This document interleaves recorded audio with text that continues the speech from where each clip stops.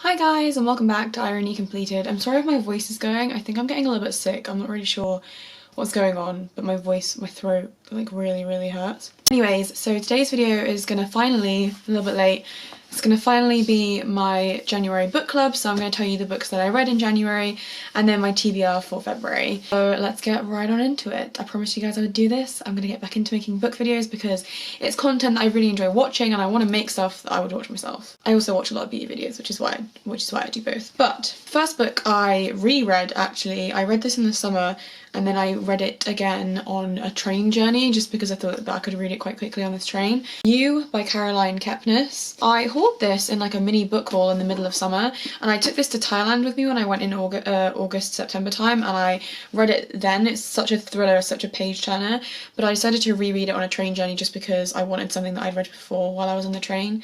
It was a very long train journey. It's absolutely amazing. This book is fantastic. It's from the perspective of a stalker and he describes someone in like the third person, so he says like, I watched you do this, so it's like you're the victim, but she is a character as well, and it's really interesting. It's one of those psychological thrillers where you just can't stop because you want to know what happens next, and apparently there is a sequel to this as well, so I must check that out. Apparently it's not quite as good, my friend who likes this book said, but I will definitely have to check it out, especially after rereading this and remembering how amazing it was. The second book that I read in January was Girl on the Train by Paula Hawkins, and I read this on a train, which was very meta of me and probably not even like an original thing to do because I've seen so many people reading this. I know I'm extremely late to this bandwagon, but I was talking about it with my grandma or something because she was asking me if the movie was worth going to see, and I said that I really liked the movie, and she said, was it the same as the book? And I said I had no idea because I never read it,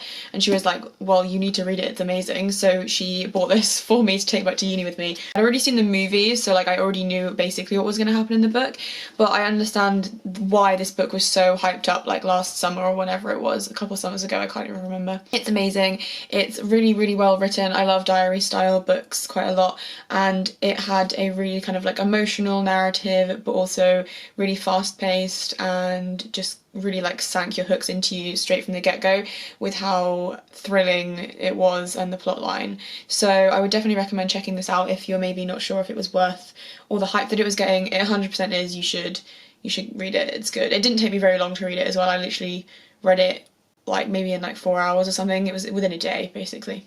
It's a good one.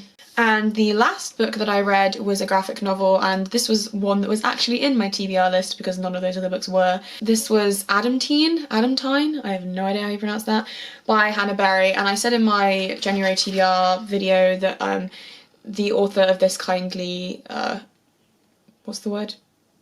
Autographed. I couldn't think of the word. I was like, illustrated?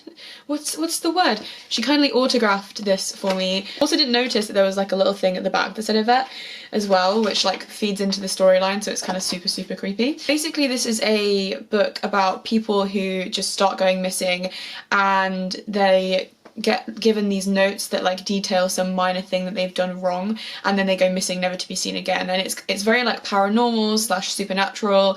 It's really creepy. The art style is fantastic. I really like the dark kind of art style of it, and it was a very quick graphic novel to read. I read it within like an hour or two, so it was a good one to just read when I needed a quick distraction as opposed to really wanted to like sit down and throw myself into a complicated long plot line. So this was really good. I would definitely be interested in checking out more stuff by Hannah, and once again thank you very much for signing it for me and gifting this to Paul to give to us. And yeah, I want to read more of your stuff. What would you guys recommend by this author if you've read any of her stuff?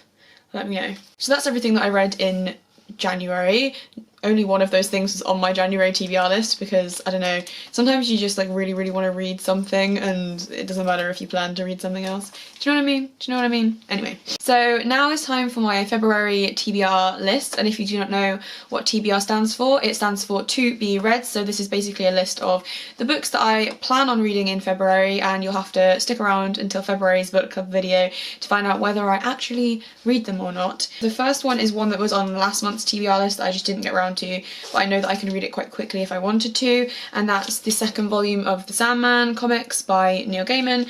So this is the Dollhouse Volume 2, and I said the same thing in my last TBR list, but basically I've read Volume 1 and Volume 6, and I want to carry on collecting and reading these comics because Sandman is really interesting, and I just want to see where the storyline goes. If you want to know more about them, then check out my January TBR list video, which I did about a month ago, and otherwise I'm excited to explore the series some more because the stuff I have read is definitely one of my favourite graphic novels that I've read so far. I also wanted to maybe give this a go. I'm not sure if I will because I've heard it's quite difficult, and I probably should have started with a different text by this author, but it was the only one that they had in the secondhand bookshop. It was the only one they had in the secondhand bookshop that I was in, and I'm cheap, so I just buy secondhand books. To the Lighthouse by Virginia Woolf. I just really wanted to read something by Virginia Woolf. I don't know why. I've just been in the mood to read like Plath and Woolf lately. I'm a little bit like sad, so when I'm sad I want to read like Sylvia Plath stuff. But I've heard this is like not her best, but I just wanted to read something by Virginia Woolf, so I picked it up.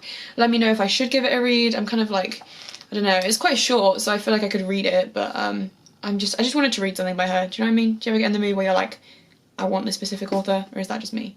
Anyway, let me know what you think about this if you've read it. And lastly is a book that I've had in several TBR lists over the years.